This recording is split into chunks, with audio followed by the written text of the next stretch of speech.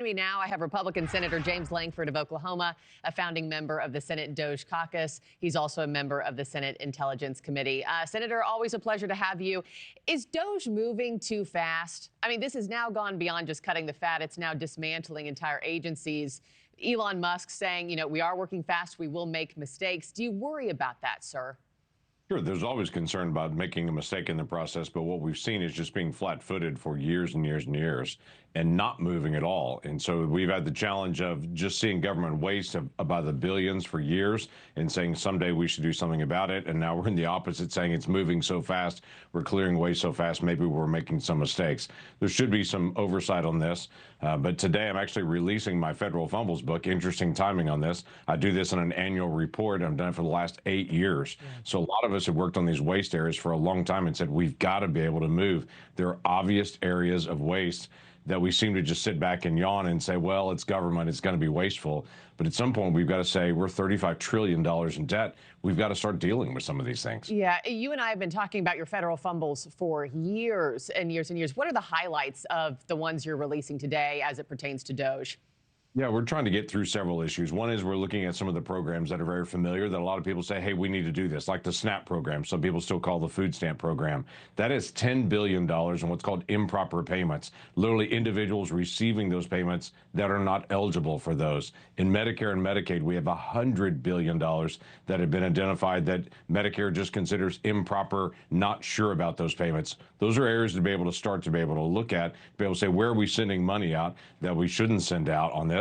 We also have a Chinese solar company that's received $1 billion in subsidies. I think most Americans wouldn't want to do that.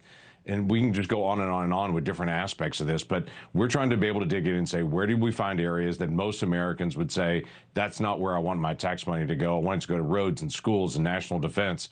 I don't want it to go to a Chinese solar company. I know today's DOGE's meeting is a House subcommittee, but some of the details are still kind of vague over what to expect. Any insights from you talking to your colleagues about what we can expect from the meeting this morning? I would expect a lot of conversation about the role of Elon Musk, how much authority he has. He is a staff member of the president. I think everybody's still kind of soaking in on that, that you've got the wealthiest man in the world, that this tech genius that has done so much for things like Twitter and now X, and then you've got SpaceX, you've got all these different companies that he's run, but then he's actually setting aside some of that time and saying, hey, I want to be able to look and identify areas of waste. So I think a lot of folks are saying, is this just a freelancing person? Actually, is a person working for the president, assigned by the president to go identify some of these things. He can't actually take that out. That has to be other government employees that actually take that out, or it has to be secretaries to do that, or Congress to do that. But when he raises it and identifies it, the White House does have the authority to be able to take action. I can't name another unelected person who's ever had this much power or influence on the White House and government, Senator. I mean, what's your crystal ball say? Because I feel like two beta fish can't last in the same bowl for too long. You think he's still around and hangs around the White House for all 4 years? No, I don't actually. He actually, from the very beginning, said this is going to be an 18-month time. By the time we get to next summer, DOGE is going to be closed down. He's got other things he's going to focus on. But Elon Musk started by saying, I'm going to give my nation 18 months of my focus time to be able to help us get back on track on some of those things. So most of the areas, long-term, it's going to take Congress actually doing a vote, but we can identify those things pretty quickly in a year and a half.